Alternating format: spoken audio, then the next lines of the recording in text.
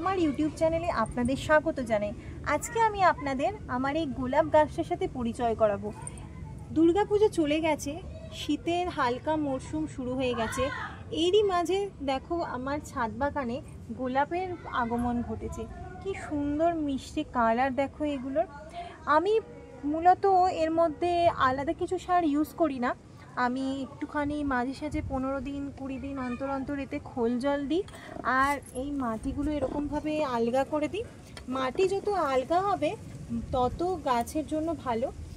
আর আমি এর মধ্যে চা পাতা সার ইউজ করি।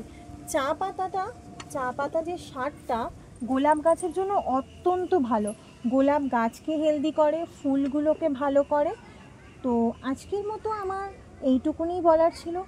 আরও বিভিন্ন রকম গোলাপ গাছ সম্বন্ধে তথ্যের জন্য পরের ভিডিওতে আমি আসবো, অবশ্যই দেখবেন। টাটা।